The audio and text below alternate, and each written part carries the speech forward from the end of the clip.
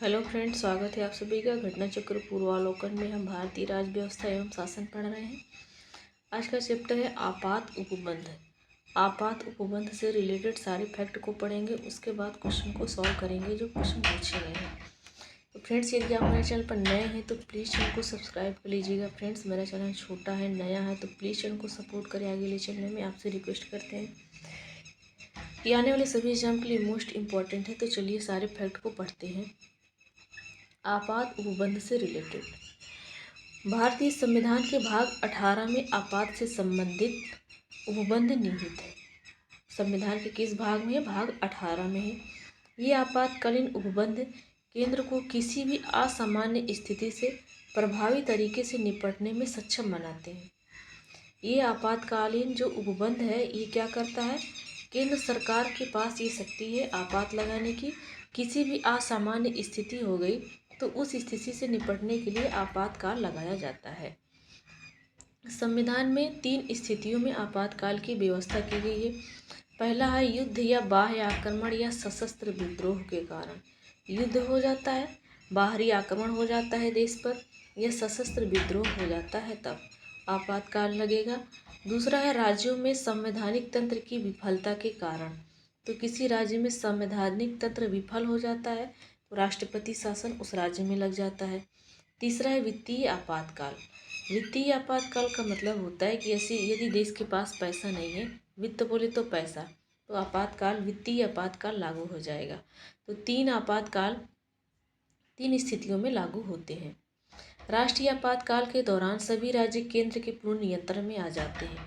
यदि किसी राज्य में संवैधानिक तंत्र विफल हो गया है तो उस राज्य में राष्ट्रपति शासन लागू हो जाता है। राष्ट्रपति शासन लागू हो जाने के बाद उस राज्य पर नियंत्रण किसका रहता है? केंद्र सरकार का रहता है।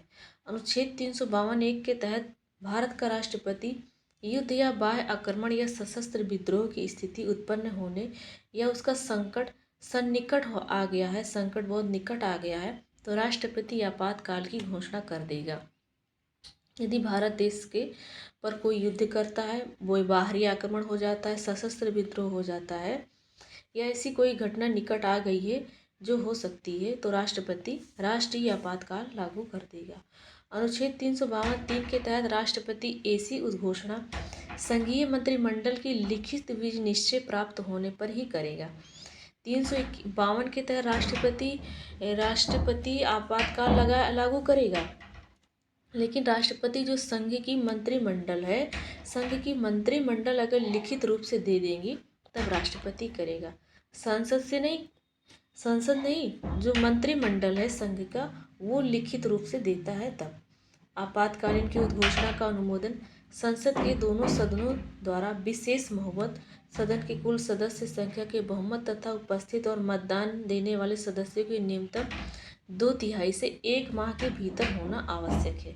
कहा क्या गया है कि आपातकालीन की उद्घोषणा अनुमोदन संसद की दोनों सदनों द्वारा, यदि संसद की दोनों सदनें 2/3 बहुमत से मत पारित कर देते हैं तो 1 माह के भीतर होना आवश्यक है। यदि उसका अनुमोदन करना है, वापस लेना है, तो आपातकाल की उद्घोषणा जो हो गई है उसको वापस करना है तो संसद की 2/3 बहुमत जो है सहमति होगी तो 1 महीने के भीतर हो जाएगा। लोकसभा के विघटित की स्थिति में, यदि उस समय लोकसभा विघटित हो गई है तो इस स्थिति में आपातकाल की उद्घोषणा लोकसभा के पुनर्गठन के बाद पहली बैठक से 30 दिनों के भीतर तक जारी रहेगी। यदि लोकसभा विघटित हो गई है तो जब नई लोकसभा बनकर आएगी तो नई लोकसभा का जब पहली बैठक होगा उसी पहली बैठक से 30 दिन के भीतर पर उसका विघटन होगा, जो है उसका क्या होगा? आपातकाल की उद्घोषणा जो हुई है उसको रोका जाएगा। यदि इस दौरान राज्यसभा द्वारा इसका अनुमोदन कर दिया गया हो, यदि इस दौरान राज्यसभा भी इसका अनुमोदन कर दी है तो संसद के दोनों सदनों से अनुमोदन के पश्चात, दोनों संसद का अनुमोदन मिल गया, इसके पश्चात यदि बीच में वापस नहीं लिया जाता है तो 6 माह तक जारी रहेगा। यदि संसद के दोनों सदन अनुमोदन कर दिए हैं वापस लेने के लिए, फिर भी वापस नहीं हो रहा है तो ये ज़्यादा से ज़्यादा 6 महीने तक जारी रहेगा। और प्रत्येक 6 माह में संसद के विशेष बहुमत के अनुमोदन से इसे आगे भी जारी रखा जा सकता है। 6 महीने से ज़्यादा भी आप जारी रख सकते हैं। तो फिर संसद के दोनों सदनों से इसको विशेष बहुमत से पारित करना होगा। जब विशेष बहुमत से पारित हो जाएगा तो 6 महीने का फिर बढ़ जाएगा। तो इसी तरीके से 6-6 महीने करके बढ़ा सकते हैं। अनुच्छेद 352 के 7 के तहत आपात की उद्घोषणा किसी भी समय लोकसभा द्वारा उसके अनुमोदन या का संकल्प सामान्य बहुमत से पारित करने पर राष्ट्रपति द्वारा वापस ली जा सकती है। तो जैसे वापस लेना है तो क्या करना पड़ेगा? लोकसभा द्वारा उसके अनुमोदन का संकल्प सामान्य बहुमत, साधारण बहुमत से पारित करके राष्ट्रपति द्वारा वापस लिया जा सकता है। अगला है राष्ट्रपति आपातकाल के दौरान संसद को अनुच्छेद 250 के तहत राज्य सूची में वर्णित विषयों पर कानून बनाने का अधिकार प्राप्त हो जाता है। यदि राष्ट्रीय आपातकाल लागू है तो आर्टिकल 250 के तहत संसद राज्य की सूची पर कानून बना सकती है। आर्टिकल 353 के अनुसार आपात की उद्घोषणा के प्रवर्तन में होने पर संघ की कार्यपालिका शक्ति का विस्तार किसी राज्य को इस बारे में निर्देश देने तक होगा कि वह राज्य अपनी कार्यपालिका शक्ति का किस रीति से प्रयोग करे तथा किसी विषय के संबंध में विधियां बनाने की शक्ति के अंतर्गत संसद किसी विषय पर संघ सूची में न होने पर भी ऐसी विधि बना सकेगी। तो पॉइंट यहाँ पर क्या कह रहा है कि आर्टिकल 353 के अनुसार यदि आपात की उद्घोषणा हो गई है तो आर्टिकल 353 के अनुसार उद्घोषणा के प्रवर्तन में होने पर संघ की कार्यपालिका शक्ति का जो विस्तार है वो किसी राज्य को इस बारे में निर्देश तक होगा। संघ की जो कार्यपालिका शक्ति है वो राज्य को इस बारे तक निर्देश देने तक होगा कि राज्य अपनी कार्यपालिका शक्ति का किस रीति से प्रयोग कर रहा है। तो संघ की कार्यपालिका शक्ति राज्य की कार्यपालिका शक्ति को निर्देश देगा या उसको देखेगा कि राज्य अपनी कार्यपालिका शक्ति का किस रीति से प्रयोग से करे तथा किसी विषय के संबंध में विधि बनाना है। उसकी विधियां बनाने के अंतर्गत संसद किसी भी विषय पर उसके राज्य के विषय पर कानून बनाना है तो संसद किसी भी विषय पर संघ सूची में न होने पर भी, यदि वो संघ सूची में नहीं है, राज्य सूची में है, समवर्ती सूची में है, फिर भी संसद ऐसी विधियां बना सकेगा जो उस विषय के संबंध में संघ या उसके अधिकारी प्राधिकारियों को शक्तियां प्रदान करे या उन पर कर्तव्य अधिरोपित करे। तो आपातकाल लागू के दौरान राज्य पे नियंत्रण रहेगा केंद्र सरकार का और राज्य सूची के विषय पर भी केंद्र सरकार कानून बनाएगी। आपातकाल के दौरान संसद द्वारा राज्य सूची के विषय पर बनाए गए कानून आपातकाल की समाप्ति के बाद 6 माह तक ही प्रभावित रहते हैं। आपातकाल के दौरान बनाया गया कानून आपातकाल समाप्त हो गया, आपातकाल समाप्ति के बाद 6 माह तक वो प्रभावी रहेगा बस। आपातकाल के दौरान यदि संसद सत्र न चल रहा हो तो राष्ट्रपति राज्य सूची के विषय पर भी अध्यादेश जारी कर सकता है। आपातकाल के दौरान संसद सत्र नहीं चल रहा है, विघटित है, तो राष्ट्रपति राज्य की सूची पर भी अध्यादेश जारी कर देगा। जो राज्य की सूची है उस पर भी राष्ट्रपति अध्यादेश जारी कर देगा। अनुच्छेद 354 के अनुसार जब राष्ट्रीय आपातकाल की उद्घोषणा लागू है तब अनुच्छेद 354 के अनुसार राष्ट्रपति केंद्र तथा राज्य के मध्य राजस्वों के संवैधानिक वितरण को संशोधित कर सकता है। जो संवैधानिक वितरण है उसको संशोधित कर सकता है। जो राजस्व है केंद्र और राज्य के बीच का, तो केंद्र और राज्य के बीच जो राजस्व है उसको संशोधित कर सकता है राष्ट्रपति 354 के तहत राष्ट्रीय आपातकाल के समय। आर्टिकल 83(2) के परंतु के अनुसार राष्ट्रीय आपातकाल की घोषणा के दौरान लोकसभा का कार्यकाल 5 वर्ष संसद विधि द्वारा बनाकर एक बार में 1 वर्ष से अनधिक के लिए कितनी भी बार बढ़ाया जा सकता है। यदि आपातकाल लागू है और संसद का कार्यकाल होता है 5 वर्ष समाप्त हो गया है और आपातकाल भी लागू है, तो इस स्थिति में यदि लोकसभा का कार्यकाल बढ़ाना है तो संसद विधि द्वारा विधि बनाकर एक बार में 1 वर्ष तक बढ़ा सकती है। ऐसे ही कितनी भी बार बढ़ा सकती है विधि द्वारा संसद विधि बना करके। किंतु आपातकाल की समाप्ति के बाद यह विस्तार 6 माह से ज़्यादा नहीं हो सकता है। जैसे ही आपातकाल समाप्त होगा, ये विस्तार 6 महीने तक रहेगा, उससे ज़्यादा नहीं। फिर उसके बाद चुनाव होगा। अनुच्छेद 172(1) के परंतु के अनुसार संसद आपात की घोषणा के प्रवर्तन में रहने पर राज्य विधानसभा की अवधि भी इसी प्रकार बढ़ा सकती है। यदि आपातकाल लागू है और किसी राज्य में 5 वर्ष से उसका कार्यकाल पूरा हो गया है, तो ऐसे ही कानून बना करके, जैसे संसद में सेंट्रल गवर्नमेंट में लोकसभा का कार्यकाल बढ़ाया जा रहा है, वैसे ही विधानमंडल में भी बढ़ाया जा सकता है इसकी अवधि विधि द्वारा। संविधान के अनुच्छेद 358 तथा 369 और 369 राष्ट्रीय आपातकाल के मूल अधिकारों पर प्रभाव का उल्लेख करते हैं। आर्टिकल 368 और 369 क्या करता है? मूल अधिकारों पर प्रभाव का उल्लेख करता है। जब युद्ध या बाह्य आक्रमण के कारण राष्ट्रीय आपातकाल की उद्घोषणा होती है, तो अनुच्छेद 358 के तहत अनुच्छेद 19 द्वारा प्रदत्त स्वतंत्रता के 6 मूल अधिकार स्वतः ही निलंबित हो जाते हैं। तो जब राष्ट्रीय आपातकाल लागू होगा, तो आर्टिकल 358 उसमें कहता है कि जो अनुच्छेद 19 है, मौलिक अधिकार, ये निलंबित हो जाएगा जब तक राष्ट्रीय आपातकाल लागू रहेगा। इसके लिए अलग से आदेश जारी करने की आवश्यकता नहीं होती है। जैसे ही आपातकाल लागू होगा, वैसे ही आर्टिकल 358 के तहत आर्टिकल 19 जो मौलिक अधिकार है, ये निलंबित हो जाता है। अनुच्छेद 369 के तहत 59 के तहत अन्य मूल अधिकार जैसे आर्टिकल 20 और 21 को छोड़ करके निलंबित हो जाते हैं। आर्टिकल 369 में कहा गया है कि जैसे ही आपातकाल लागू होगा, आर्टिकल 20 और 21 को छोड़ करके जितने भी मूल अधिकार हैं, सब निलंबित हो जाते हैं। आर्टिकल 358 में 19 निलंबित होता है। आर्टिकल 358 कहता है कि 19 निलंबित हो जाएगा। फिर 359 कहता है कि 20 और 21 को छोड़ करके सभी निलंबित हो जाएंगे आपातकाल लागू होने पर। यह अनुच्छेद राष्ट्रपति को यह शक्ति देता है कि मूल अधिकारों को निलंबन को लागू करे। जो आर्टिकल 359 है, ये राष्ट्रपति को शक्ति देता है कि वह मूल अधिकारों को निलंबित करे यदि आपातकाल लागू हो जाता है तो। अनुच्छेद 352 के तहत आपातकाल अब तक 3 बार लगा है, 1962, 1971 और 1975 में। तो कितनी बार लगा है?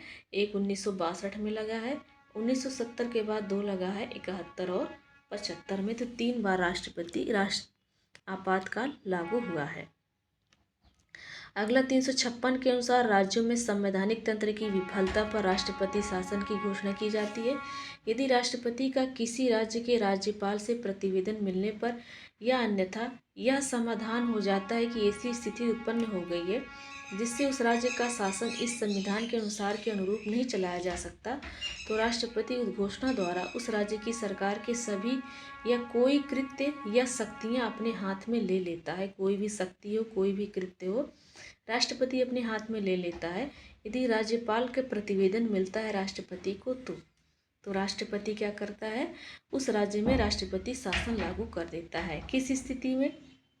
जब ये स्थिति आ जाए कि उस राज्य का शासन इस संविधान के उपबंध के अनुसार नहीं चलाया जा सकता है, तब राज्यपाल क्या करेगा? राज्यपाल प्रतिवेदन देगा राष्ट्रपति को। तब इस व्यवस्था के तहत राष्ट्रपति को राज्य सरकार की समस्त शक्तियां प्राप्त हो जाती हैं।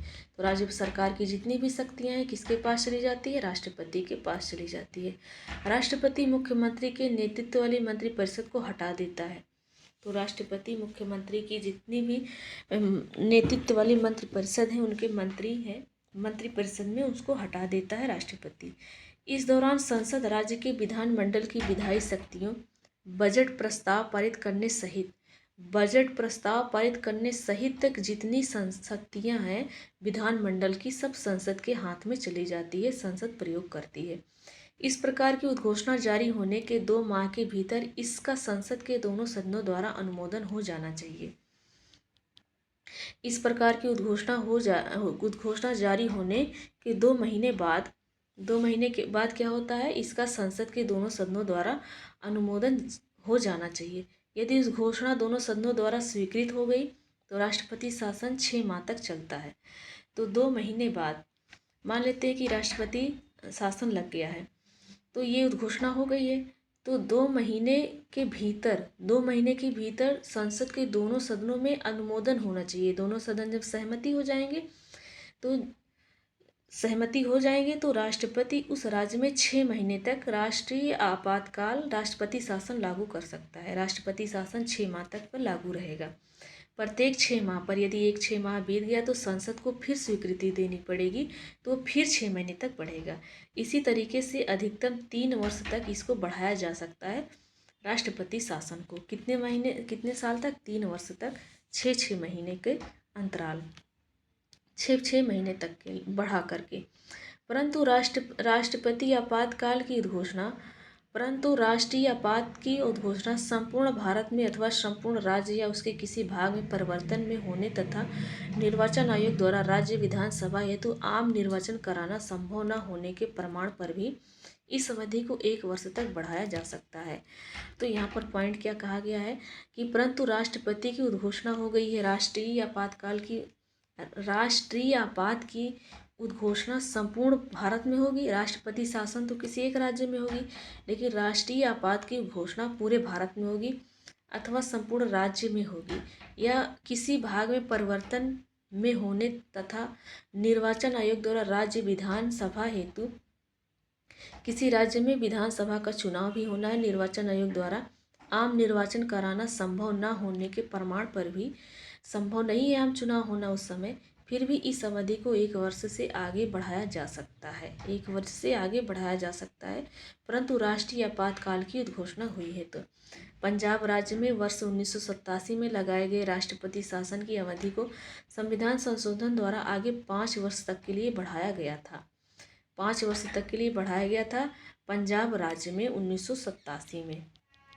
राष्ट्रपति शासन की अवधि को संविधान संशोधन करके 5 वर्ष तक बढ़ाया गया था।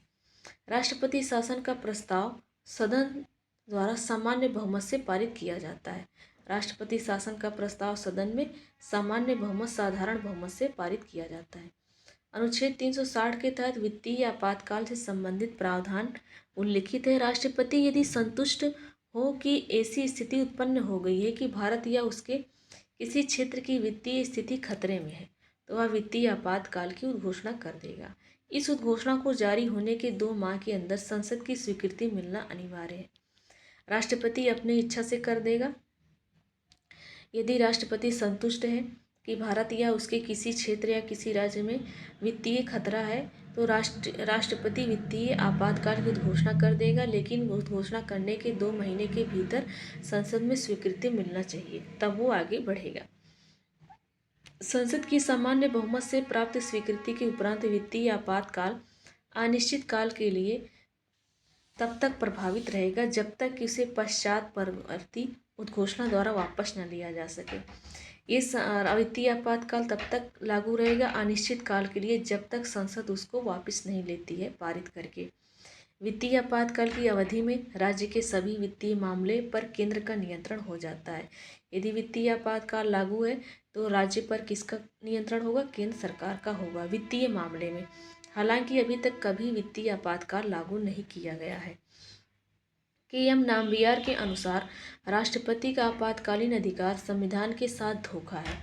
के.एम. नाम्बियार ने क्या नाम दिया है कि राष्ट्रपति का आपातकालीन अधिकार जो आपात के काल के समय राष्ट्रपति को अधिकार दिया गया है, ये संविधान के साथ धोखा है। मूल संविधान के अनुच्छेद 352 के आंतरिक अशांति के स्थान पर 44वें संविधान संशोधन अधिनियम 1978 में आया था। सशस्त्र विद्रोह कर दिया गया है। तो आर्टिकल 352 के अंतर्गत लिखा गया था कि आंतरिक अशांति के स्थान पर राष्ट्रपति आपातकालीन लागू होगा। तो आंतरिक अशांति के स्थान पर 44वां संविधान संशोधन 1978 हुआ। सशस्त्र विद्रोह कर दिया गया है। अनुच्छेद 355 के तहत संघ का यह कर्तव्य है कि बाह्य आक्रमण और आंतरिक अशांति से प्रत्येक राज्य की रक्षा करे। आर्टिकल 355 कहता है कि संघ का कर्तव्य है कि बाह्य आक्रमण होता है या अपने देश के अंदर अशांति हो जाती है तो संघ राज्य की रक्षा करेगा और प्रत्येक राज्य की सरकार का संविधान के उपबंध के आधार पर चलाया जाना सुनिश्चित करेगा। सभी राज्य के सरकार को संविधान के अकॉर्डिंग चलाने जाने की को सुनिश्चित करेगा, सुझाव करेगा। तो फ्रेंड्स, यहाँ पर हमारा थ्योरी सेक्शन कंप्लीट होता है। चलिए क्वेश्चन को सॉल्व करते हैं जो क्वेश्चन पूछे गए हैं। पहला है, भारतीय संविधान के अंतर्गत कितने प्रकार के आपातकाल की सोच है? तो 3 है, जो हम लोग पढ़ चुके हैं। दूसरा है, भारतीय संविधान के किस अनुच्छेद के अंतर्गत भारत सरकार का दायित्व है कि वह बाह्य आक्रमण एवं आंतरिक अशांति से राज्यों की रक्षा करे? तो ये आर्टिकल 355 में है, आर्टिकल 355 में है। नेक्स्ट है, संघ का यह कर्तव्य है कि बाह्य आक्रमण तथा आंतरिक गड़बड़ी से प्रत्येक राज्य की रक्षा करे। ऐसा प्रावधान भारतीय संविधान के आर्टिकल 355 में है। किस अनुच्छेद के अनुसार भारत के राष्ट्रपति द्वारा राष्ट्रीय आपातकाल की उद्घोषणा की जा सकती है? तो 352 के तहत भारत का राष्ट्रपति राष्ट्रीय आपातकाल की उद्घोषणा कर सकता है यदि खतरा है बाहरी आक्रमण का, सशस्त्र विद्रोह का, आंतरिक अशांति नहीं, सांप्रदायिक संघर्ष भी नहीं है। तो 1 और तीसरा इसका आंसर हो जाएगा, 1 पहला और तीसरा, तो इसका आंसर डी ऑप्शन हो जाएगा। नेक्स्ट है, भारत में राष्ट्रीय आपातकाल की घोषणा करने का अधिकार किसको नहीं है? तो किसको नहीं है? युद्ध के समय होगा, बाह्य आक्रमण के सहित होगा, सशस्त्र विद्रोह, आंतरिक अशांति की जगह पर जो है सशस्त्र विद्रोह कर दिया गया है, आंतरिक अशांति नहीं है। 44वां संविधान संशोधन 1978 के द्वारा राष्ट्रपति राष्ट्रीय आपातकाल की घोषणा कर सकता है हथियार बंद विद्रोह के आधार पर, बाह्य आक्रमण के आधार पर, युद्ध के आधार पर, सभी कारणों के आधार पर। इसका डी ऑप्शन राइट हो जाएगा। किन परिस्थितियों में राष्ट्रपति आपातकाल घोषित कर सकता है? बाह्य आक्रमण, आंतरिक अशांति नहीं, राज्यों में संवैधानिक तंत्र की विफलता, आर्थिक संकट। तो ये तीनों से कर सकता है, पहला, तीसरा और चौथा। दूसरा ऑप्शन गलत है। भारतीय संविधान के अनुच्छेद 352 के अनुसार राष्ट्रीय आपातकाल की उद्घोषणा किन परिस्थितियों में की जा सकती है? तो संवैधानिक मशीनरी की विफलता गलत है, आक्रमण दूसरा क्या, आंतरिक अशांति, सी भी गलत है, आंतरिक अशांति को खत्म कर दिएगा, युद्ध, बाह्य आक्रमण, सशस्त्र विद्रोह, इन तीनों के अकॉर्डिंग तो चौथा ऑप्शन सही हो जाएगा। अगला क्वेश्चन है, 352 के अंतर्गत आपातकाल की घोषणा तभी की जा सकती है जब भारत के किसी भाग की सुरक्षा युद्ध के कारण, विदेशी आक्रमण के कारण, सशस्त्र विद्रोह के कारण, आंतरिक उपद्रव नहीं है। तो पहला, दूसरा, तीसरा, इसका सी ऑप्शन राइट आंसर हो जाएगा। नेक्स्ट है, 352 के अनुसार राष्ट्रीय आपातकाल के विषय में कौन सा सही है ये बताना है। यह राष्ट्रपति के द्वारा उद्घोषित किया जाता है, तो सही बात है। 2 माह के भीतर इस पर संसद की स्वीकृति मिल जानी चाहिए, सही बात है। 1 माह के भीतर इस पर संसद की स्वीकृति मिल जानी चाहिए, तो ये गलत है, ये क्वेश्चन गलत है। ये क्वेश्चन, एक सेकंड, इसका सी ऑप्शन, हाँ, तो इसमें जो है ये वाला गलत है, इसमें गलत है। 2 माह के भीतर नहीं, 1 माह के भीतर, दूसरा वाला गलत है। संसद के साधारण बहुमत से इस पर स्वीकृति मिल जानी चाहिए, संसद का 2/3 बहुमत से इस पर स्वीकृति मिल जाना चाहिए, सही है। संसद के साधारण बहुमत से इसे वापस लिया जाता है, संसद के 2/3 बहुमत से वापस लिया जाता है। तो इसका आंसर क्या हो जाएगा? 1, 3, 4, 6, 1, 3, 4, 6, इसका सी ऑप्शन सही हो जाएगा। इसका सी ऑप्शन सही हो जाएगा कि इसको 1 माह के भीतर संसद की स्वीकृति मिलनी चाहिए और साधारण संसद के यहाँ पर क्या हो जाएगा, संसद के 2/3 बहुमत से स्वीकृति मिलनी चाहिए और साधारण बहुमत से वापस लिया जाता है। नेक्स्ट क्वेश्चन है, संसद द्वारा संकट काल की घोषणा का अनुमोदन कितनी अवधि के अंतराल में होना चाहिए? तो 1 माह भी हम लोगों ने पढ़ा। आपातकालीन की उद्घोषणा को स्वीकृति हेतु संसद के समक्ष रखा जाना आवश्यक है 1 माह के अंदर। नेक्स्ट है, संघ एवं राज्यों के बीच करों के विभाजन संबंधी प्रावधान को राष्ट्रीय आपातकाल के समय निलंबित किया जा सकता है। संघ और राज्य के बीच जो कर है इसका विभाजन राष्ट्रपति घटा बढ़ा सकता है या निलंबित कर सकता है राष्ट्रीय आपातकाल के समय। नेक्स्ट क्वेश्चन है, निम्नलिखित में से संविधान अनुच्छेद के अंतर्गत भारत के राष्ट्रपति मूल अधिकारों के कार्यान्वयन को स्थगित कर सकते हैं? अनुच्छेद 20 और 21 के अतिरिक्त तो 369 को है। तो मूल अधिकारों के कार्यान्वयन को स्थगित कर सकता है 20 और 21 को छोड़ करके आर्टिकल 369 में कहा गया है। 358 में कहा गया है कि आर्टिकल 19 को निलंबित किया जाएगा। भारत के राष्ट्रपति को निलंबित करने की शक्ति प्राप्त है, मौलिक अधिकार को प्राप्त है, लेकिन वो मौलिक अधिकार के आर्टिकल 20, 19, 20 और 21 को ही कर सकता है। अगला क्वेश्चन है मौलिक अधिकार से जुड़े निम्नलिखित अनुच्छेदों के निम्नलिखित युग्मों में से कौन एक भारतीय संविधान के अनुच्छेद 359 के अंतर्गत आपात स्थिति लागू के दौरान निलंबित हो जाते हैं? तो वो 20 और 21 है। 20 और 21 है। नेक्स्ट है अनुच्छेदों को राष्ट्रीय आपातकाल के दौरान निलंबित नहीं किया जा सकता है। तो निलंबित 20 और 21 को नहीं किया जा सकता है। और आर्टिकल 358 कहता है कि 19 को निलंबित 20 और 21 को छोड़ करके निलंबित नहीं किया जा 20 और 21 को निलंबित नहीं किया जा सकता है। आर्टिकल 359 के तहत 358 के तहत 19 को निलंबित किया जाता है। राष्ट्रीय आपातकाल में लोकसभा की अवधि आपातकाल की समाप्ति तक बढ़ाई जा सकती है, लेकिन एक समय में केवल 1 वर्ष के लिए ही बढ़ाई जाएगी। जैसे ही आपातकाल खत्म होता है 6 महीने तक उसका कार्यकाल चलेगा, उसके बाद नई लोकसभा का गठन होगा। आपातकाल में किसी राज्य विधानसभा की अवधि बढ़ाई जा सकती है, संसद के द्वारा बढ़ाई जा सकती है। निम्नलिखित में से कौन सी तारीख को भारत के राष्ट्रपति ने अपनी शक्तियों का प्रयोग करके उद्घोषणा द्वारा यह घोषणा की कि गंभीर आपात विद्यमान है, जिसके कारण आंतरिक अशांति से भारत की सुरक्षा को गंभीर खतरा है? तो 25 जून 1975 को इंदिरा गांधी जी ने किया था। अगला क्वेश्चन है अभिकथन और कारण दिया गया है, बताना है कि कौन सा सही है। भारतीय संविधान मूलतः संघात्मक स्वरूप का है, सही। अनुच्छेद 352 में राज्यों के संवैधानिक तंत्र की विफलता की दशा है, नहीं है।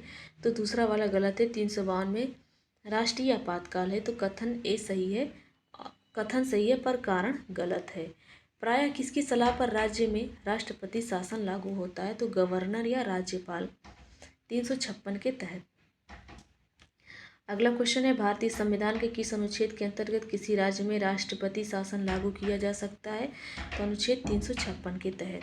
निम्नलिखित में से किस राज्य में राज्यपाल शासन के अधिरोपण का प्रावधान नहीं है? तो किस राज्य में नहीं? भारतीय संविधान के अनुच्छेद 356 के तहत राज्यों में संवैधानिक तंत्र की विफलता की स्थिति में राष्ट्रपति द्वारा राष्ट्रपति शासन लगाया जा सकता है, जबकि भारतीय संविधान में जम्मू और कश्मीर की विशेष स्थिति 370 को देखते हुए अनुच्छेद 356 के तहत राष्ट्रपति शासन 1964 से के अतिरिक्त जम्मू और कश्मीर के संविधान भाग 6 के अंतर्गत सेक्शन 92 के तहत राज्य में संवैधानिक तंत्र के विफल होने की स्थिति में राज्यपाल शासन का प्रावधान किया गया था, न कि राष्ट्रपति शासन। उसमें राज्यपाल शासन लगता था। जम्मू कश्मीर है।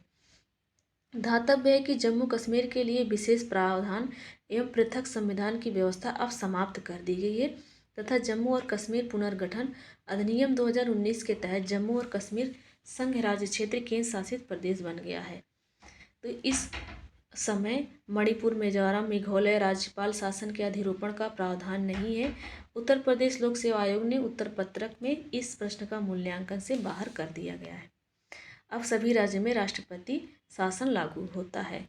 यदि भारत का राष्ट्रपति संविधान के अनुच्छेद 356 के अधीन यथा उपबंधित अपनी शक्तियों का किसी विशेष राज्य के संबंध में प्रयोग करता है, तो उस राज्य के विधानमंडल की शक्तियाँ संसद द्वारा या उसके प्राधिकार के अधीन प्रयोज्य होंगी, संसद के अधीन होंगी। संसद सारी कार्यवाही करेगी राज्य की। किसी राज्य में राष्ट्रपति शासन की उद्घोषणा के निम्नलिखित में से कौन परिणामों का होना आवश्यक नहीं है? राज्य विधानसभा का विघटन नहीं। राष्ट्रपति शासन के समय राज्य विधानसभा का विघटन नहीं होगा।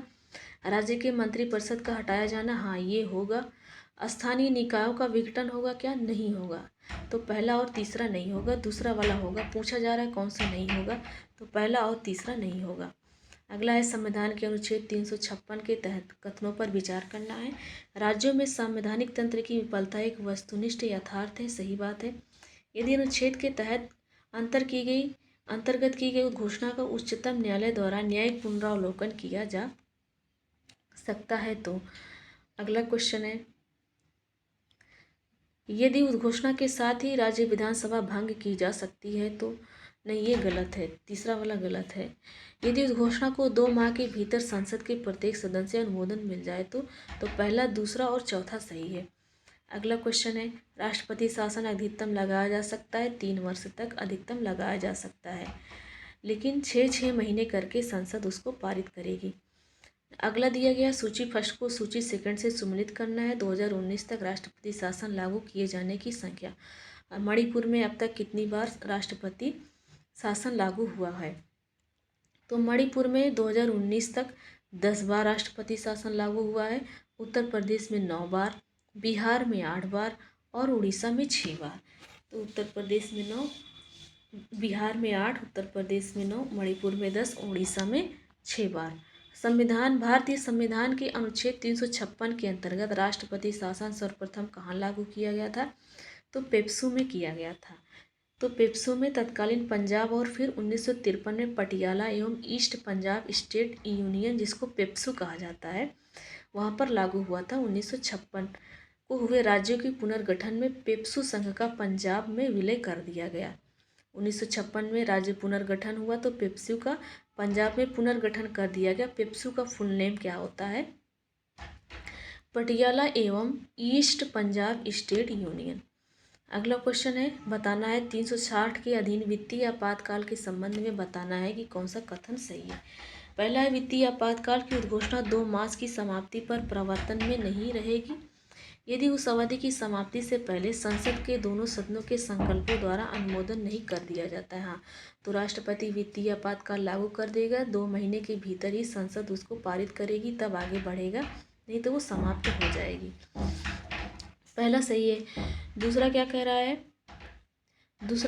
है? यदि वित्तीय आपातकाल परिवर्तन में हो तो भारत का राष्ट्रपति संघ के कार्यकलाप के संबंध में सेवा करने वाले सभी या किसी वर्ग के व्यक्तियों के, परंतु जिनके अंतर्गत उच्चतम न्यायालय और उच्च न्यायालय के न्यायाधीश नहीं आते हैं, वेतन और भत्तों में कमी करने के लिए निर्देश देने में सक्षम है, तो राष्ट्रपति नहीं है, तो ये गलत हो जाएगा। पहला वाला इसका आंसर हो जाएगा। तो सक्षम कौन होता है? उनके वेतन भत्ते में कटौती करने के लिए, तो वो कौन होता है? राष्ट्रपति द्वारा निर्देश जारी कर,